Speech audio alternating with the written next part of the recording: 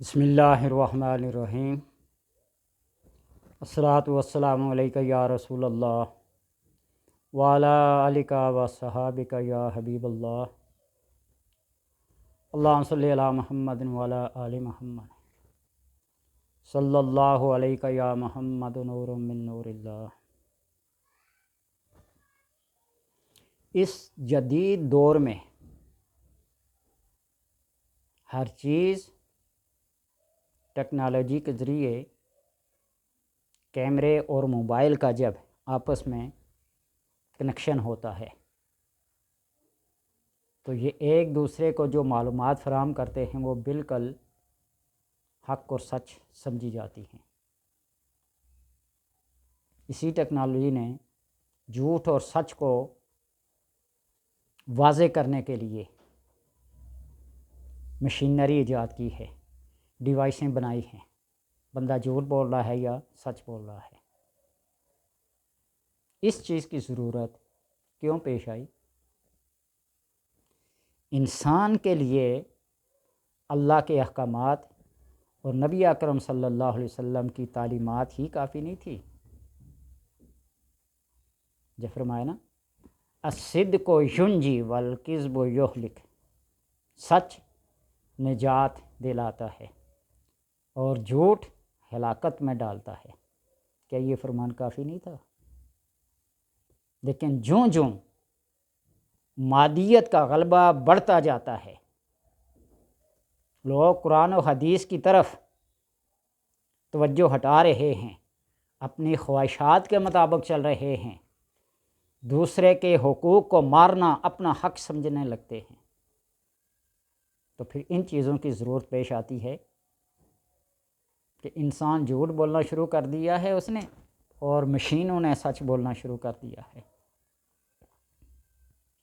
اب ایک دکان میں کیمرہ لگا ہوا ہو کسی کونے میں خفیہ،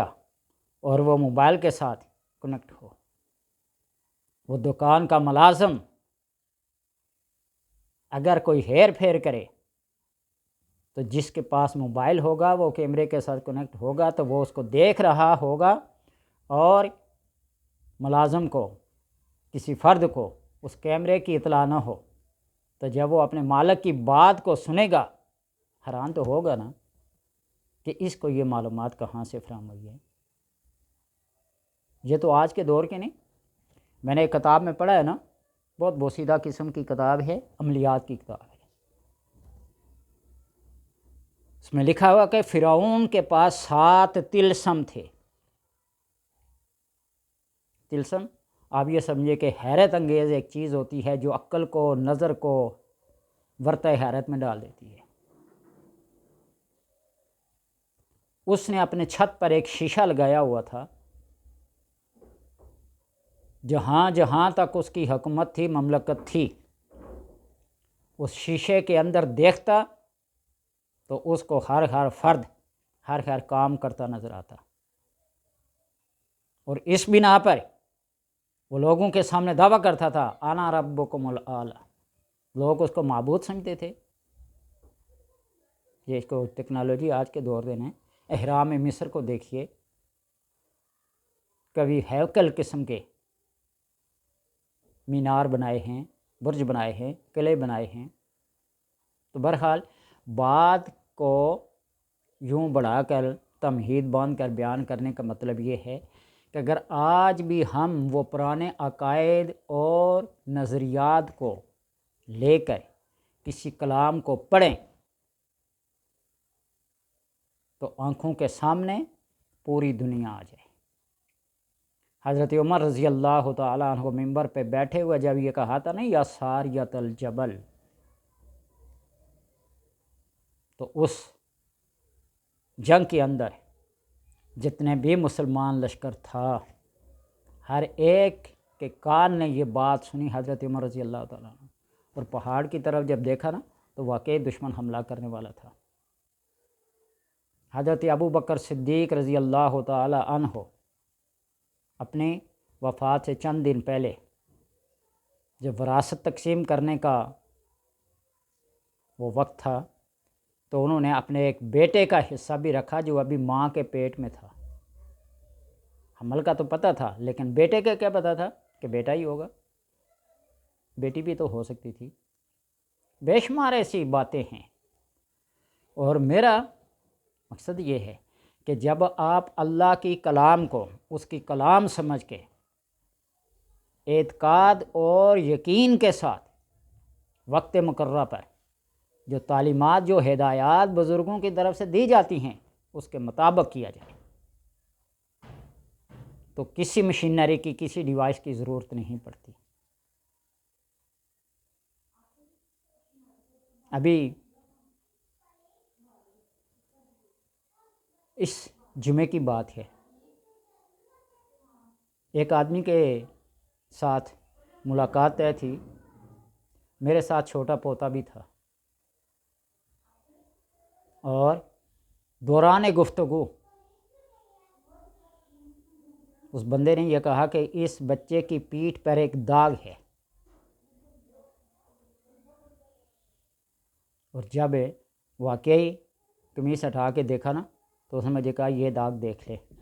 یہ پھیلتا جائے گا، کالا ہوتا جائے گا، اور اسی طرح فلاں جگہ پہ بھی ظاہر ہوگا۔ یہ بچہ کھاتا پیتا بہت کم ہے۔ جب واقعی میں نے مشاہدہ کیا، دیکھا نا، تو اس نے پہلے دیکھا ہوا نہیں تھا، اس نے کوئی چلہ کیا ہوا ہے، عمل کیا ہوا ہے، اللہ تبارک و تعالیٰ کی طرف سے وہ بات ودیت کی ہوئی ہے، فراست ہے، جو بھی ہے، لیکن جب بندہ ایسی بات دیکھتا ہے تو پھر حیران ہو جاتا ہے۔ چلو روحانیت کو چھوڑیں، ٹیلی پیتھی لے لے، بندہ اس میں مشق کرتا ہے، ریاضت کرتا ہے، انتہائی انہماک کے ساتھ، توجہ کے ساتھ، ارتکاز کے ساتھ جب اپنے کسی بات پہ، مسئلے پہ فوکس رکھتا ہے نا تو وہ بالکل صحیح اور درست ہوتا ہے۔ میں اتنی ساری مثالیں دے کر یہ کہنا چاہتا ہوں کہ میری پچھلی ویڈیو بھی سورہ فاتحہ کے بارے میں تھی، اور آج بھی اسی کے بارے میں یہ کہتا ہوں کہ اگر بندے کے پاس نماز کے بعد، ہر فرض نماز کے بعد ٹائم ہو، وقت ہو، اس لیے کہ جب ہم نماز ڈھنگ سے نہیں پڑھتے، سجدہ یوں کرتے ہیں جس طرح مرغا دانے چگنے کے لیے نا گردن کو بار بار اوپر نیچے کرتا ہے۔ بندہ جب سجدے میں سر رکھتا ہے اور اس کو یہ خیال آ جائے کہ میرا سر کس بارگاہ کے سامنے جھکا ہوا ہے، پھر وہ قیامت تک اپنے سر کو سجدے سے نہ اٹھائے۔ کسی کتاب میں کوئی واقعہ نقل ہوگا، دیکھ لینا، پڑھ لینا، سن لینا۔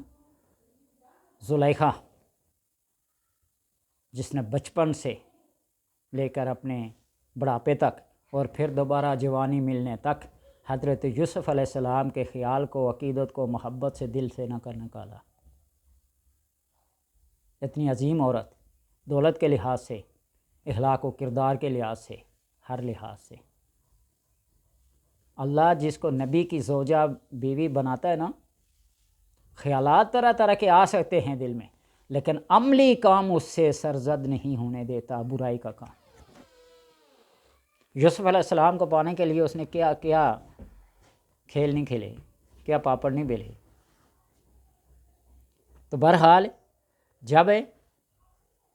نکاح ہو گیا یوسف علیہ السلام کے ساتھ اتنے عرصے بعد، تو شریعت یوسفی کے مطابق جب اس نے نماز ادا کی، وضو کیا، قیام کیا، رکوع کیا، جب سجدے میں گئے نا تو اللہ تبارک و تعالیٰ نے اپنی زیارت، اپنی صورت و شکل اسے دکھا دی۔ پھر وہ سجدہ اتنا لمبا ہو گیا کہ سجدے سے سر اٹھانے کا دین اچھے۔ اکبر بادشاہ سے کسی نے کہا جب نماز پڑھتے نا سجدہ کرتے ہیں تو کعبہ نظر آتا ہے۔ بے شمار ایسی مثالیں ہیں۔ تو میں یہ کہنا چاہتا ہوں کہ اگر کسی کے پاس وقت ہو،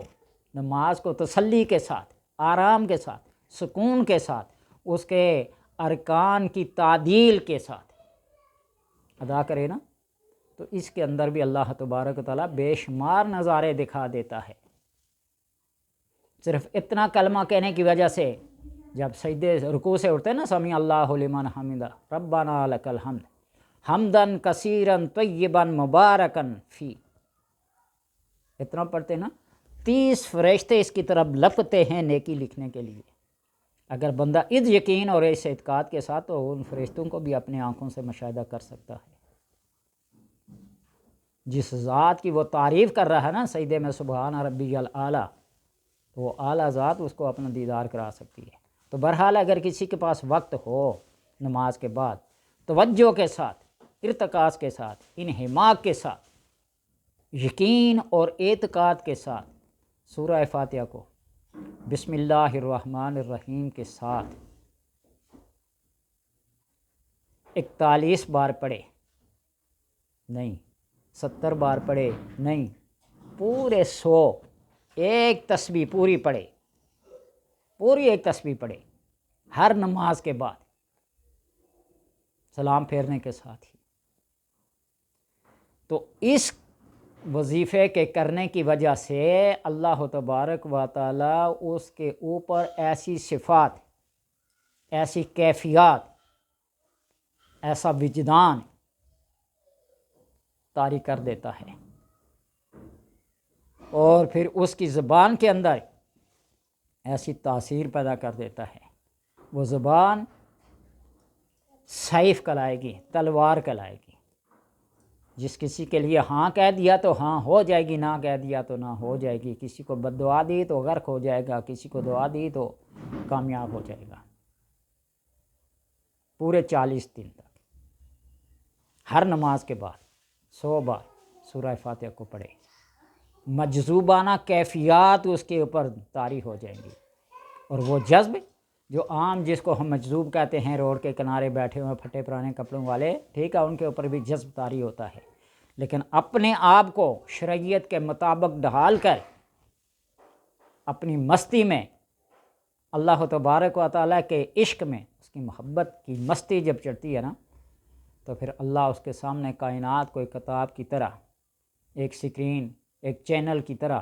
اس کے اوپر عیاں کر دیتا ہے، وہ پھر ہر چیز کو وہاں دیکھتا ہے۔ حدیث قدسی ہے نا کہ بندہ عبادت کے ذریعے، نوافل کے ذریعے میرے اتنے قریب بن جاتا ہے، میں اس کا ہاتھ بن جاتا ہوں،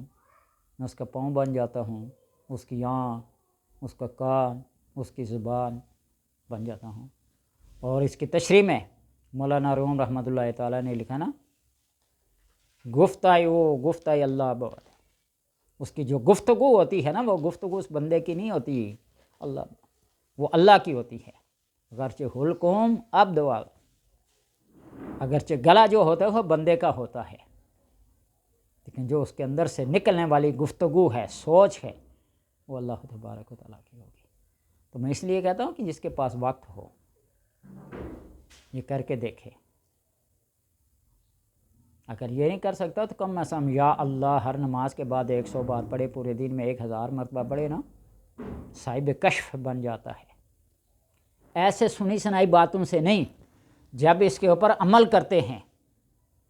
خود مشاہدے میں یہ بات آتی ہے،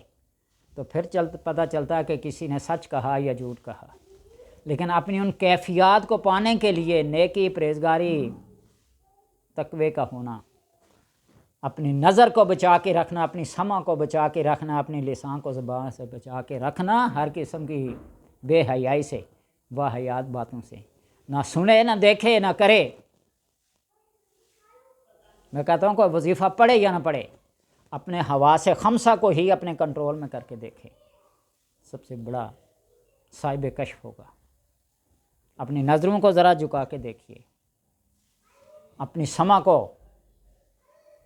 ذرا بےہودگی سے بچا کے دیکھیے، اپنی زبان کو ذرا واہیات باتوں سے بچا کے دیکھیے، گوشہ نشینی اختیار کریں۔ جب بولنے کی ضرورت محسوس کریں تو بولیں بھی تو بہت کم، ٹو دی پوائنٹ، بس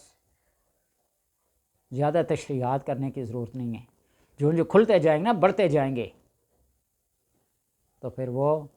انسان بڑھتا ہی جاتا ہے، وہ کسی کام کا نہیں ہوتا۔ اس لیے کہتے ہیں نا، خاموشی جو ہوتی ہے، خاموشی ہر سوال کا جواب ہوتی ہے۔ خاموشی خود بخود وہ بات عیاں ہو کے سامنے آتی ہے۔ اللہ تبارک و تعالیٰ سے دعا ہے کہ ان باتوں پہ عمل کی توفیق عطا فرمائے۔